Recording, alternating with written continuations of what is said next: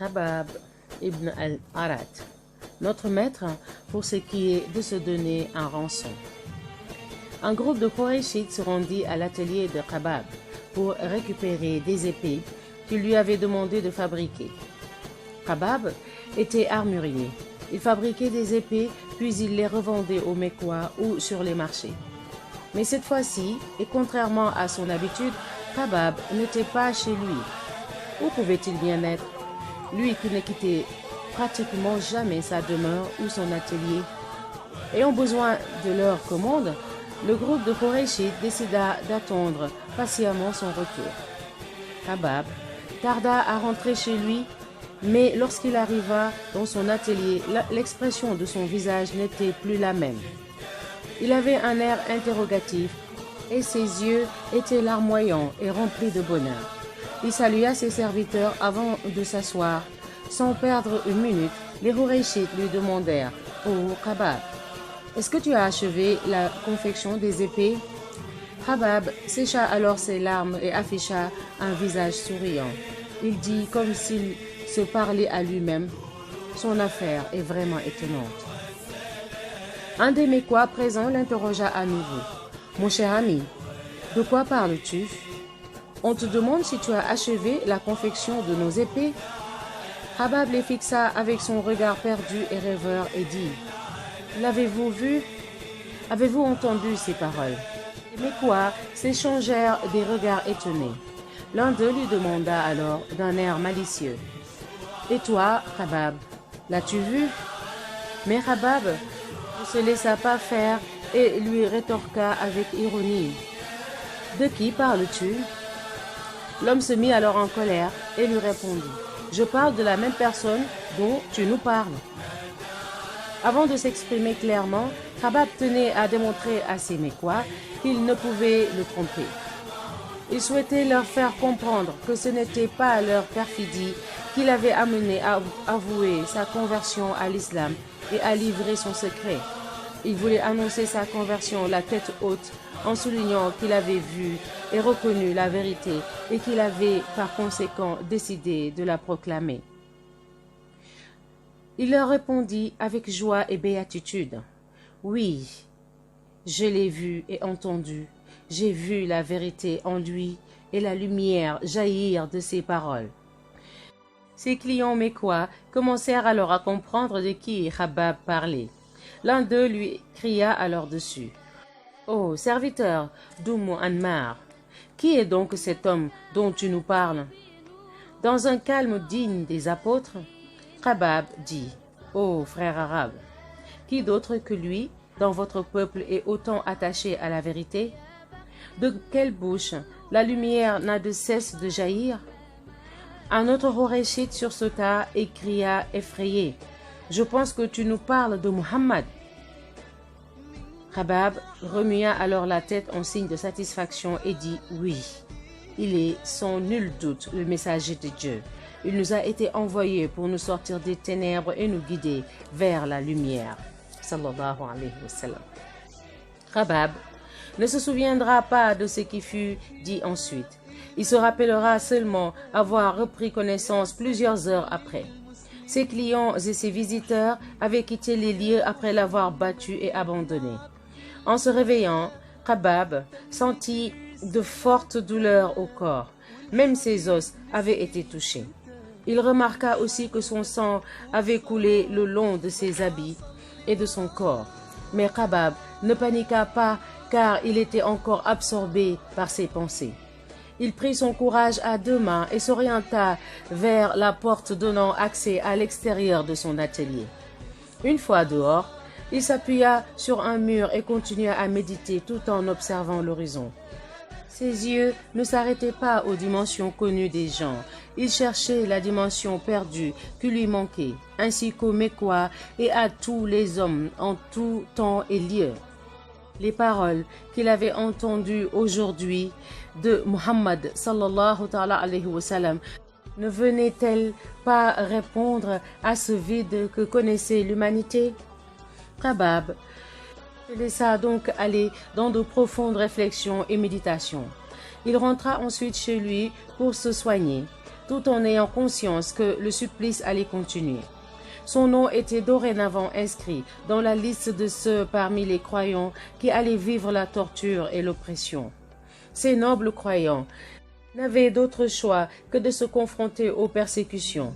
Bien qu'ils soient pauvres et faibles, ils avaient décidé d'affronter l'orgueil, la violence et la folie des Qurayshites. Il prit donc place avec ceux qui avaient décidé de combattre l'idolâtrie et la tyrannie et propager le culte de Dieu, l'unique divinité que l'humanité devait adorer en toute sincérité. Une nouvelle ère allait donc prendre place, celle où les faibles et les besogneux seraient les égaux de ceux qui jadis les exploitaient et les opprimaient. Khabbab allait prendre ses responsabilités et devenir tel un chef de file dans ce grand combat. Ash-Sha'bi dit à ce sujet: Khabbab a fait preuve d'une grande endurance et n'a pas courbé l'échine face aux négateurs, ce qui les a poussés à le plaquer contre un rocher tellement brûlant que sa chair commença à se détacher par endroits. Khabbab avait subi de nombreux et importants supplices, mais sa résistance et son endurance l'emportaient à chaque fois devant la torture. Les négateurs de la Mecque avaient saisi tout le fer qui se trouvait dans son atelier et qui lui servait de fabriquer des épées. Ils transformèrent ensuite ce fer en chaînes, puis firent chauffer sous les flammes avant de les mettre autour de ses mains et de ses pieds.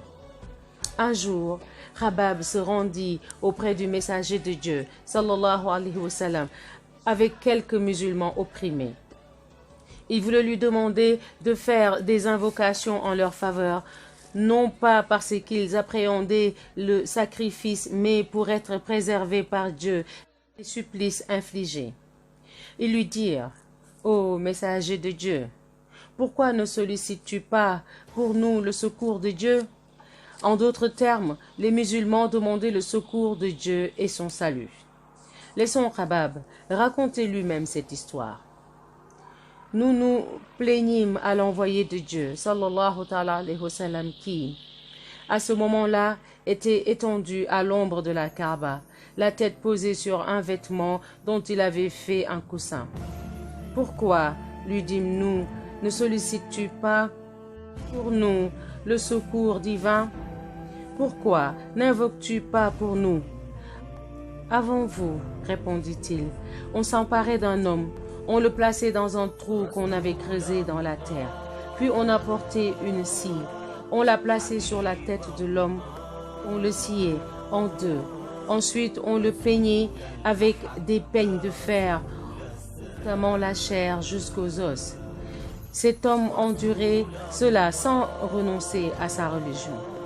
Dieu, j'en fais le serment, parachèvera cette affaire de l'islam, point qu'un voyageur à dos de chameau pourra aller de Sanaa à Hadramaut sans avoir à craindre autre chose que Dieu pour lui et le loup pour son troupeau.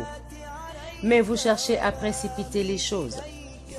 Après avoir entendu ces mots du prophète sallallahu alayhi wa sallam, la foi et la détermination de Khabbab et de ses compagnons augmentèrent d'un cran. Ils décidèrent de se fixer pour objectif d'obtenir la satisfaction de Dieu et de son messager sallallahu alayhi wa sallam par la détermination, l'endurance et le sacrifice. Khabbab allait maintenant passer par une période terrible, mais il allait affronter avec beaucoup d'endurance et de ténacité.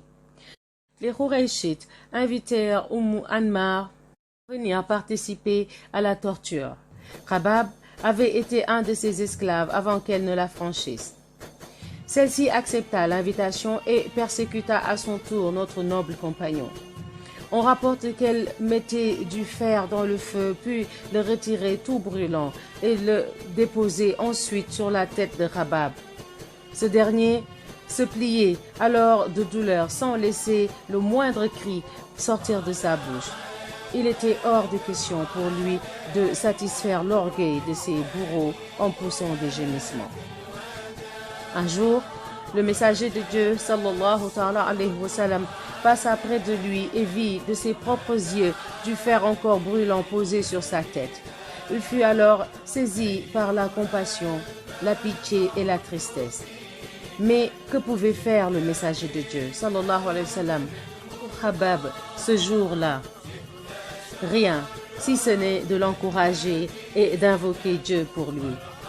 Le messager de Dieu, sallallahu alayhi wa sallam, leva donc ses mains en direction du ciel et dit: Ô Seigneur, apporte ton soutien à Khabab. La réponse ne se fit pas attendre. Quelques jours plus tard, Ammar fut châtiée à son tour de la même manière, mais par Dieu. Elle devint une leçon pleine d'enseignements pour tous les bourreaux qui viendraient après elle et qui oseraient s'en prendre aux croyants. Les historiens rapportent qu'elle fut prise d'une démence exceptionnelle au point qu'elle se mit à aboyer comme un chien. On lui indiqua que le seul remède à sa maladie était qu'elle soit cautérisée à la tête par le feu. C'est ainsi que sa tête fut cautérisée avec du feu brûlant matin et soir. N'est-ce pas là une punition semblable à celle qu'elle infligeait à Khabab? Les Khoureyshites combattaient la foi en persécutant les croyants. Quant à ces derniers, ils résistaient aux persécutions par le sacrifice. Khabab fut de ceux que le destin avait choisi pour devenir un maître dans l'art du sacrifice et du dévouement. Khabab consacra toute sa vie à servir l'islam. Dès le début de la prédication, il se mit à enseigner les principes de cette religion. Il ne se contenta donc pas d'adorer Dieu uniquement par le culte et la prière.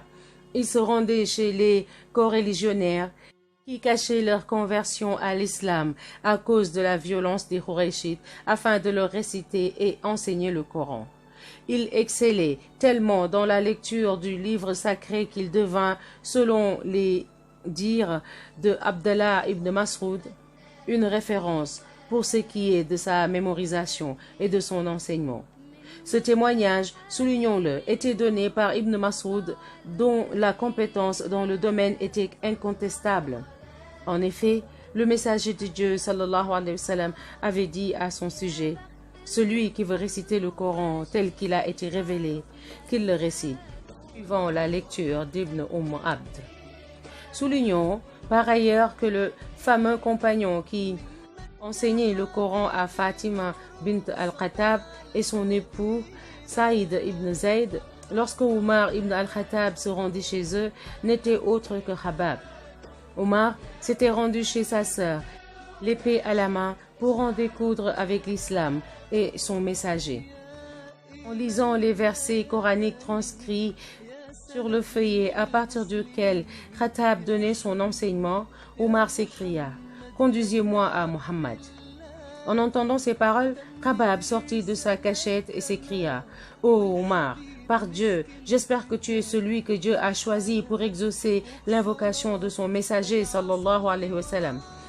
Si je dis cela, c'est parce que je l'ai entendu dire hier. Ô Seigneur, soutiens l'islam par celui de ces deux hommes que tu aimes le plus, Abu al-Hakam ibn Hisham et Omar ibn al-Khattab. Sans perdre une minute, Omar lui demanda: Ô Khabab, où est-ce que je pourrais trouver en ce moment même le messager de Dieu, sallallahu alayhi wa sallam? Khabab lui dit: au pied du mont As-Safa, chez Al-Arqam ibn Abi Al-Arqam. Omar partit alors sans perdre un instant à la rencontre du messager de Dieu, sallallahu alayhi wa sallam. Il était l'heureux élu au destin exceptionnel. Khabab ibn al-Arat a aussi pris part à toutes les batailles et expéditions militaires menées par le messager de Dieu, sallallahu alayhi wa sallam. Toute sa vie durant, il resta fermement attaché à sa foi et à ses convictions. Lorsque l'État musulman amassa de grandes fortunes sous les califats de Omar et de Ousmane, Khabab profita d'un grand salaire compte tenu du fait qu'il était un des émigrés et musulmans de la première génération. Ce revenu important lui permit de construire une demeure à Koufa. On rapporte qu'il mettait ses biens dans un endroit de la maison qui était connu de ses amis et de ceux qui avaient l'habitude de lui rendre visite. À chaque fois qu'une personne avait un besoin d'argent, il pouvait se rendre directement chez Khabab. et prendre le montant dont il avait besoin. Malgré cela, Khabab ne pouvait pas s'empêcher de pleurer à chaque fois qu'il se rappelait du messager de Dieu, sallallahu ta'ala alayhi wa sallam, et de ses compagnons qui avaient consacré leur vie pour la cause de Dieu, puis qui avaient eu la chance de le rejoindre avant que les richesses n'abondent. Écoutons-le s'adresser à des visiteurs qui lui rendirent visite alors qu'il était mourant. Ses invités lui dirent: « Oh Abdallah, sois donc heureux car tu vas bientôt rejoindre tes frères. » Khabab leur répondit en pleurant: « Je ne suis pas effrayé, mais vous m'avez rappelé des gens et des frères qui ont quitté ce monde avec une récompense parfaite et totale. Ils n'ont absolument pas profité de ce bas monde. Quant à nous autres, nous sommes restés après eux et avons amassé tellement d'argent que nous l'avons investi dans la terre. » Puis Khabab fit un signe en direction de sa modeste maison. Il fit ensuite un deuxième signe en direction de l'endroit où il déposait ses biens et dit: « Par Dieu, je n'ai jamais caché mes biens, ni refusé qu'un nécessiteux y accède. » Khabab se retourna ensuite vers son linceul qui était beaucoup trop luxueux et coûteux à son goût. Il dit en pleurant: « Regardez, voici mon linceul. » Quant à Hamza, l'oncle du messager de Dieu, sallallahu alayhi wa sallam, on ne lui trouva, lorsqu'il tomba martyr, d'autre linceul qu'un manteau tellement petit qu'on ne pouvait couvrir sa tête sans dénuder ses pieds. Khabab décéda à l'an 37 de l'Hégire. L'homme qui fabriquait des épées à l'époque pré-islamique avait quitté ce monde. Le maître incontesté dans l'art du sacrifice et du don de soi s'était éteint. Khabab était aussi l'un de ceux que le Coran avait défendu et salué lorsque des notables Qurayshites avaient demandé au messager de Dieu sallallahu alayhi wa sallam de leur consacrer un jour et de consacrer un autre jour aux pauvres tels que Khabab, Touraib et Bilal.